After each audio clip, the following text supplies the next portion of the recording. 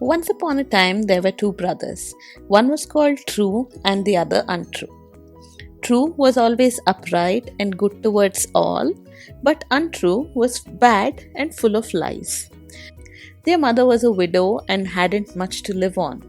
So, when her sons had grown up, she was forced to send them away that they might earn their living in the world.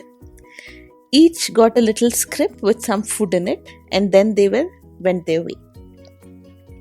Now, when they had walked till evening, they sat down on a windfall in the wood and took out their scrips, for they were hungry after walking the whole day and thought a morsel of food could be sweet enough. If you're of my mind, said Untrue, I think we had better eat out of your scrip so long as there is anything in it, and after that we can take mine. Yes, True was well pleased with this, so they fell to eating, but Untrue got all the best bits and stuffed himself with them, while True got only the burnt crisps and scraps. Next morning they broke their fast of True's food, and they dined off it too, and then there was nothing left in his scrip. So when they had walked till late at night and they were ready to eat again, True wanted to eat out of his brother's scrip, but Untrue said no, the food was his, and he had only enough for himself. Nay, but you know you ate out of my scrip so long as there was anything in it, said True. All very fine, I dare say, answered Untrue, but if you are such a fool as to let others eat up your food before your face, you must make the best of it. For now, all you have to do is sit here and starve. Very well, said Untrue. You are untrue by name and untrue by nature. So you have been, and so you will be all your life long.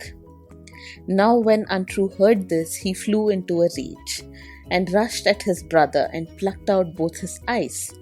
Now, try if you can see whether folk are untrue or not, you blind buzzard.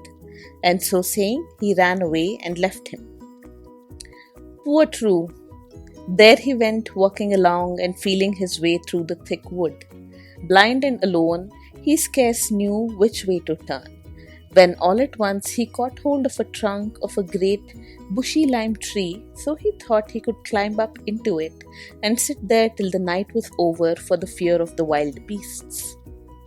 When the birds begin to sing, he said to himself, then I shall know it is day, and I can try to grope my way further on.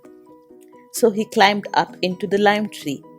After he had sat there a little time, he heard how someone came and began to make a stir and clatter under the tree, and soon after others came.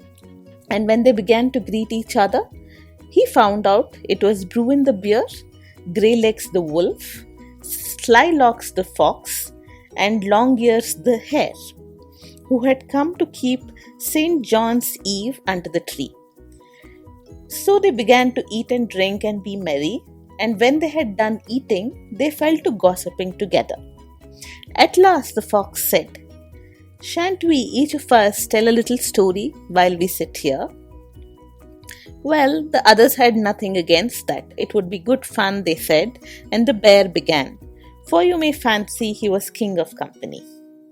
The King of England, said Bruin, had such bad eyesight, he can scarce see a yard before him. But if only he came to this lime tree in the morning, while the dew is still on the leaves, and took and rubbed his eyes with the dew, he could get back his sight as good as ever. Very true, said Greylegs. The King of England was a deaf and dumb daughter too, but if only he knew what I know, he could soon cure her. Last year, she went to the communion. She let a crumb of bread fall out of her mouth, and a great toad came and swallowed it down. But if they only dug up the channel floor, they would find the toad sitting right under the altar rails, with the bread still sticking in his throat. If they were to cut the toad open and take and give the bread to the princess, she would be like other folk again as to her speech and hearing. That's all very well, said the fox. But if the King of England knew what I know, he would not be so badly off for water in his palace. For under the great stone in his palace yard is a spring of the clearest water one could wish for, if only he knew how to dig for it there. Ah, said the hare in a small voice, the King of England has the finest orchard in the whole land, but it does not bear so much as a crab, for there lies a heavy gold chain in 3 turns around the orchard. If he got that dug up, then there would not be a garden like it for bearing in all of his kingdom. Very true, I dare say, said the fox, for now it's getting very late and we may as well go home. So they all went away together. After they were gone, True fell asleep as he sat up in the tree. But when the birds began to sing at dawn, he woke up and took the dew from the leaves and rubbed his eyes with it, and so got his sight back, as good as it was before Untrue plucked his eyes out. Then he went straight to the king's palace and begged for work and got it on the spot. So one day the king came out in the palace yard, and when he had walked about a bit, he wanted to drink out of his pump. For you must know the day was hot and the king was thirsty. But when they poured him out a glass, it was so muddy and nasty that the king got quite vexed. I don't think there's ever a man in my whole kingdom who has such bad water in his yard as I, and yet I bring it in pipes from far over the hill and dale, cried out the king. Like enough, your majesty, said True, but if you would let me have some men to help me dig up this great stone which lies here in the middle of your yard, you would soon see some good water and plenty of it. Well, the king was willing enough, and they had scarcely got the stone well out and dug under it for a while before a jet of water sprang out high up in the air, as clear and full as it came out of a conduit, and clearer water was not to be found in all England. A little while later, the king was out in the palace yard again, and there was a great hawk flying after his chicken, and all of the king's men began to clap their hands and bawl out, "There he flies, there he flies." The king caught up his gun and tried to shoot the hawk, but he couldn't see so far, so he fell in great grief. "Would to heaven," he said, "there was anyone who could tell me a cure for my eyes, for I think I shall soon go quite blind." "I can tell you one soon enough," said True, and then he told the king what he had done to cure his own eyes, and the king set off that very afternoon to the lime tree, and as you may fancy, and his eyes were quite cured as soon as he rubbed them with the dew which was on the leaves in the morning. From that time forth, there was no one whom the king held so dear as True, and he had to be with him wherever he went, both at home and abroad. So one day, as they were walking together in the orchard, the king said, "I can't tell how it is that I can't. There isn't a man in England who spends so much on his orchard, and yet I can't get one of the trees to bear so much as a crab." "Well, well," said True, "if I may have what lies 3 times twisted around the orchard and men to dig it up, your orchard will bear well enough." Yes, the king was quite willing. So True got his men and began to dig, and at last he dug up the whole gold chain. Now True was a rich man, far richer indeed than the king himself, but the king was well pleased, for his orchard bore so much of trees hung down to the ground, and such sweet apples and pears nobody had ever tasted. Another day, too, the king and True was walking about and talking together when the princess passed them, and the king was quite downcast when he saw her. "Isn't it a pity now that a lovely princess as mine should want speech and hearing?" he said to True. "Aye, but there is a cure for that," said True.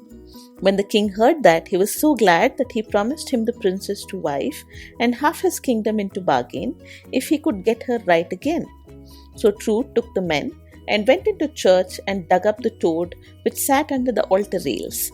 Then he cut open the toad and took out the bread and gave it to the king's daughter, and from that hour she got her speech and could talk like other people. Now True was to have the princess, and they got ready for the bridal feast, and such feast had never been seen before. It was the talk of the whole land. Just as they were in the midst of dancing the bridal dance, in came a beggar lad and begged for a morsel of food. And he was so ragged and wretched that everyone crossed themselves when they looked at him. But True knew at once and saw that it was Untrue, his brother. "Do you know me again?" said True. "Oh, where should such a one as I ever have seen so great a lord?" said Untrue. "Still you have seen me before," said True. "It was I whose eyes you plucked out a year ago this very day. Untrue by name and untrue by nature, so I said before, and so I say now, but you're still my brother, and so you shall have some food. After that, you may go to the lime tree where I sat last year. If you hear anything that can do you good, you will be lucky." So Untrue did not wait to be told twice. If True had got so much good by sitting in the lime tree that in 1 year he had come to be king over half England, what good may not I get? He thought. So he set off and climbed up into the lime tree. He had not sat there long before all the beasts came, as before, and ate and drank, and kept St. John's Eve under the tree. When they left off eating, and the fox wished that they began to tell some stories, and Untrue got ready to listen with all his might, till his ears were almost fit to fall off. But Bruin the bear was surly and growled and said, "Someone had been chattering about what we had said last year, so now we have to hold our tongues about what we know." And with that the beast bade another good night and parted. And Untrue was just as wise as he was before, and the reason was that his name was Untrue and his nature untrue too.